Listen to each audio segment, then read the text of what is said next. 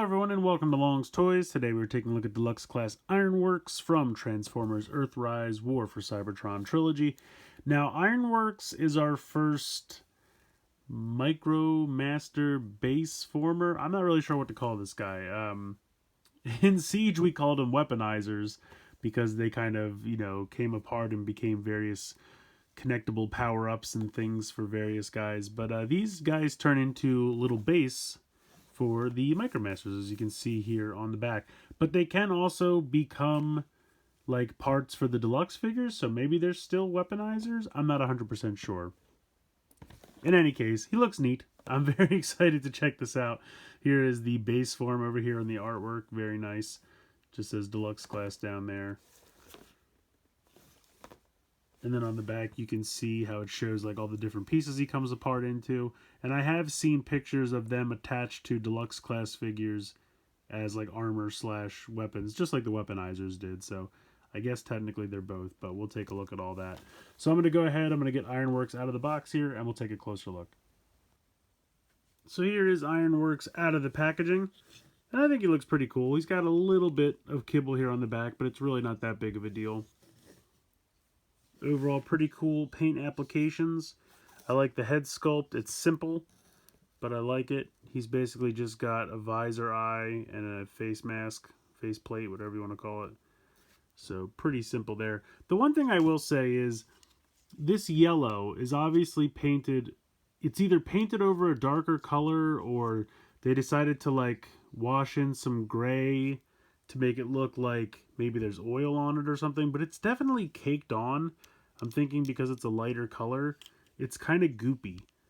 And as a result, this peg hole is kind of closed off. It's not the right size, and I can't peg things into it. It's kind of a bummer. You'll see where that comes into play later on, but I don't know. I appreciate the breakup of color, like the yellow pops against the dark gray and the light gray, but I wish they were a little less heavy-handed with the paint. I'm sure it's probably a necessity to some degree because lighter colors on darker colors and things like that, but it's not the first time I've seen Hasbro kind of really cake the paint on somewhere, and it just kind of feels goopy, and I don't really care for that. But otherwise, he's pretty cool. Articulation-wise, head is on a limited ball joint, side to side, no problem. Very limited up and down, just because of how much space you have. This is really just a peg in a peg hole, so you can spin it around. He does have a swivel there in the shoulder. You have a bicep swivel on this arm, plus kind of a double jointed elbow because of how it transforms. Nothing in the wrist. Over here you have that same spin out to the side. You can see how it kind of moves the shoulder pad around, so if you wanted to play with that you could. Bicep swivel 90 degrees pretty much in the elbow there. You can rotate the hook around, but that's pretty much it for that. Waist, actually, it's kind of weird how this connects. So see if you can get in there, but you can see the joint right there, how it kind of waggles there. This is actually not connected, as you can see. There is space in between. So this moves independently of the torso. And then you have the normal hips out to the side, thighs swivel 90 degrees there. Actually a little over 90 degrees because of how it transforms. In the knee, and then of course you have to have ankle tilts because that's like Hasbro's #1 name of the game right now. I guess, do they only go about that far? Yeah. It seems like they should go farther, but mine don't really want to, and I don't want to snap them, so I'm not going to force it. But there you go. There is IronWorks Robot Mode. I like it. Like I said, I like the color scheme. I like the most lack of kibble. Really, this on the back, it's not a big deal at all, but he looks good. Like I said, my only complaint at all is that the yellow paint in certain areas feels a little goopy, like it's really caked on. But otherwise, really nice. I like it. So first we'll take a look at, I guess, the traditional Micromaster base mode. Also, I did forget to mention he has a little gun. It can separate into two pieces. You can have him use it as a gun in his hand if you'd like. You can hold it if you want. You can peg it into the side of an arm or something like that. Really, whatever you want. It's just a little gun. But We're going to take this guy apart into a couple components, so we're going to go ahead and remove both of the arms. Going to go ahead and remove the legs. We're going to go ahead and just, this whole flat panel pops off the back. It's just 2 pegs and 2 peg holes there. That's how all that is. And then this actually lifts out of here. So you can see that there is a peg and a peg hole and a peg and a peg hole, and that's just how that connects into the body.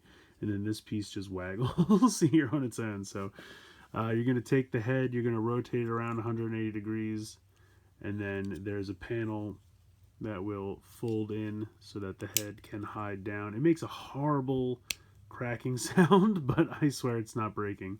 So there you go. That is the head like that.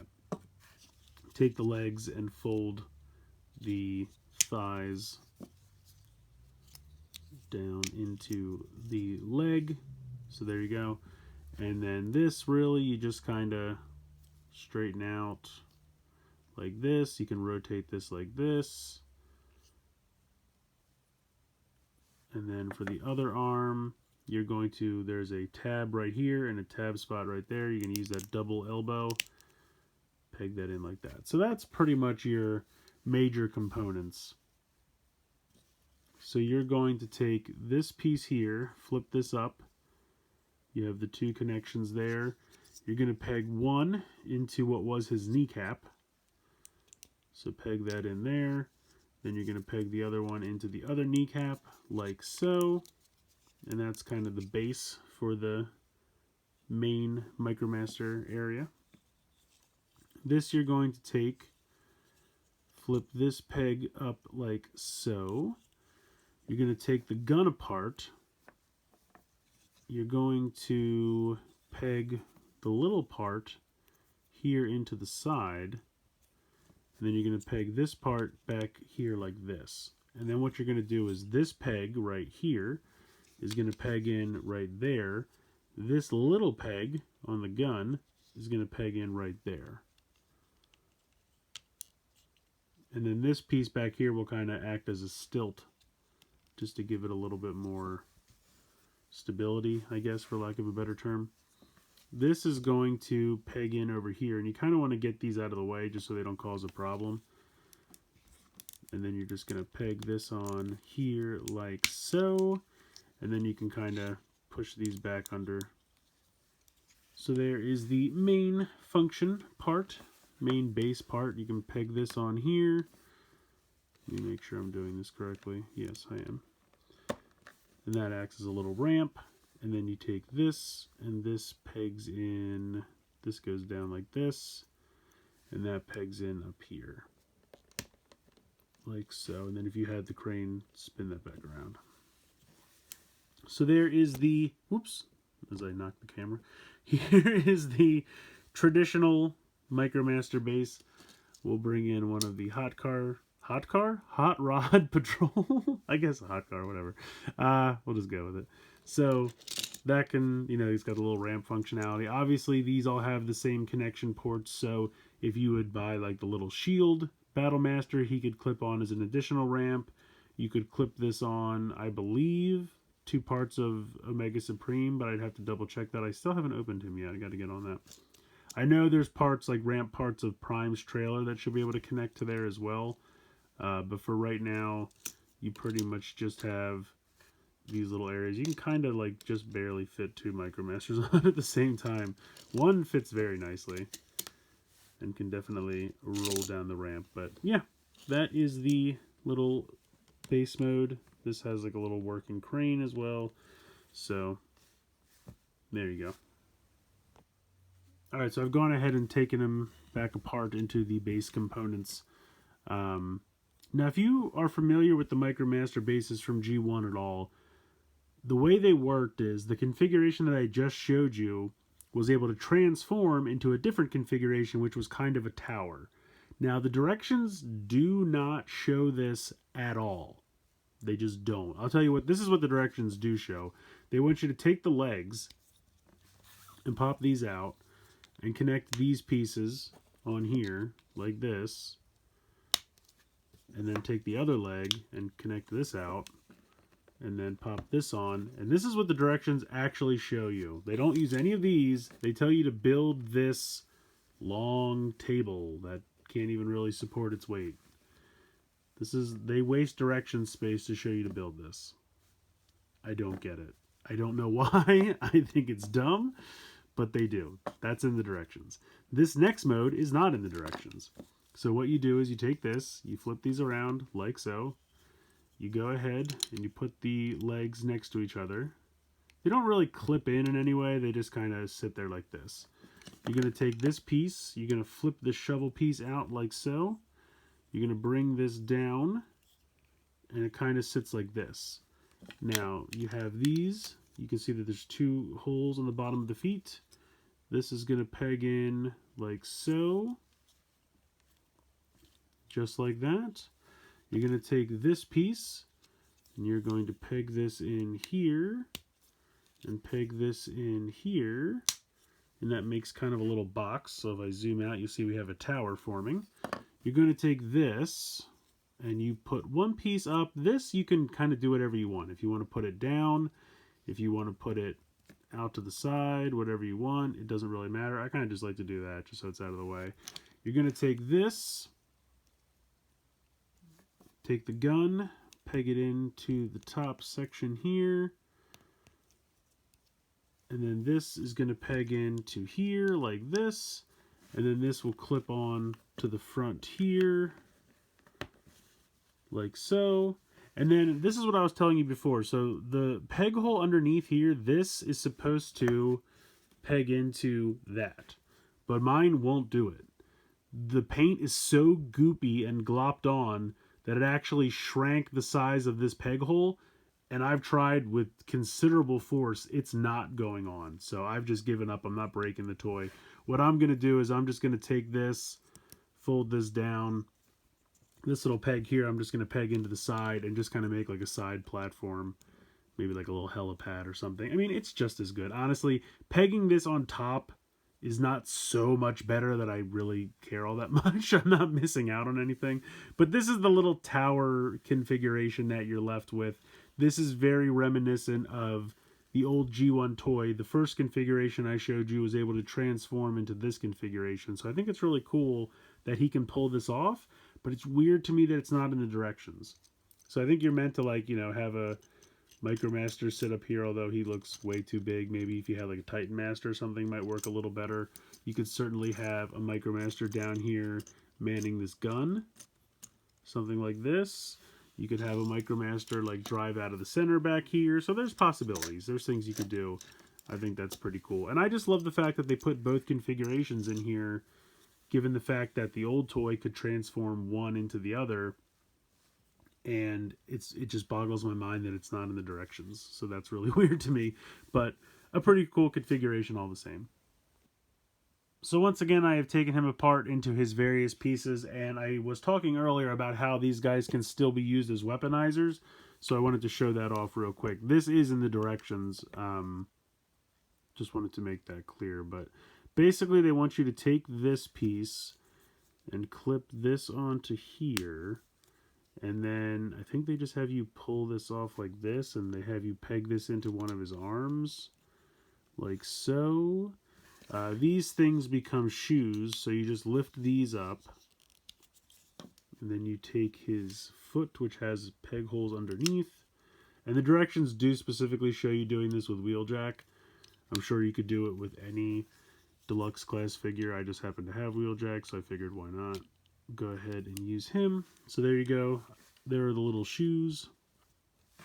They want you to take these pieces, open this back up, and have it, this goes like this, bring this up so that you actually use the other joint like so. This pegs onto here, and then they want you to peg the gun back onto this.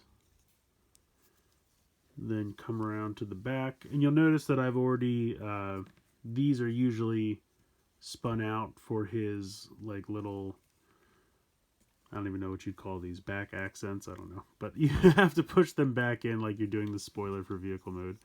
And then you peg this in to the back here. And that makes kind of a crazy large crane arm thing. Then you're going to take this, drop this all the way out, and then peg this onto his arm. So there you go. This is a giant mess. Hold on one second. He's very back heavy, so even with, like, the shoes do help, but you still have to kind of get everything situated here. There we go. Kind of like that. It's weird to me. I don't love it. I don't hate it. I appreciate that they still have the Weaponizer functionality to them, but I gotta be honest, I'm more excited about the Micromaster base functionality, so I will probably never again put this in this configuration. He's either going to be in robot mode or either of the two base configurations that I showed you. But for those people that did enjoy the Weaponizers, the functionality is still there. I think the shoes are kind of cool, and the back gun is kind of neat. I think both of these are kind of dumb, so I would probably just take these off. Maybe just do something like this. A little bit better. But yeah, like I said, I appreciate the functionality still there.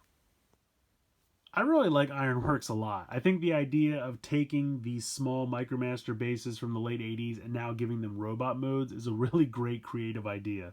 The Weaponizers from Siege were fun, but I quickly got bored of, taking a robot apart and having his legs, like, hop over a shoulder as a gun or something. Like, it was a neat idea, but I kind of got bored of it very quickly. With this, I think there's a lot of potential. I think both of the base configurations are cool, and I think with all the bases that we're hopefully going to get, as well as, Fortress Maximus, Trypticon, Omega Supreme that we've gotten previously, there's a lot of possibility to kind of build your own giant creation, just a giant base that you could kind of put all together by having all these smaller things kind of connect together, and that's just a really fun idea to me. I love play sets. If you know me at all, if you've watched my videos, and when you have like smaller play sets that you can put all together to form a giant play set, that's my wheelhouse. That's definitely made for me, and so I think there's a lot of fun possibilities here. I'm really looking forward to getting a couple more of these throughout the year. And I'm hoping Toy Fair in a couple weeks shows a couple more of these because I like the idea. My only complaint, honestly, with all of IronWorks is just this yellow gold paint, mustardy colored paint, whatever you want to call it. Just being a little too goopy. Like I said, unfortunately, it made that one peg hole in the bottom of his forearm practically unusable for me. It's not a huge problem because, like I said, the only place it really comes into play is that tower configuration, and I can just plug it onto the side. I'm just as happy with that, but it's supposed to go on top. I can't make it happen, so I'm a bit bummed about that, but it's really not a huge deal. I also wish that if they were going to do the mustardy yellow to just make it solid mustardy yellow, I feel like, I don't know if this was intentional or if it's the other undercolor bleeding through, but I feel like the, grayish color that's kind of washed into it is supposed to just be like metal or something, very similar to the battle damage we saw in Siege, and I want to be done with that. I thought we were done with that from judging by the other deluxes. So again, I don't know if that's intentional. I'm assuming it is because I feel like it's too many places to not be intentional, but again, I don't know. Some figures might have it more than others. Again, I'll have to wait until I see some other ones in the store and I'll just check, but it's just a little weird to me. That mustardy yellow just being a little goopy and weird that's my only complaint, but it's not a problem.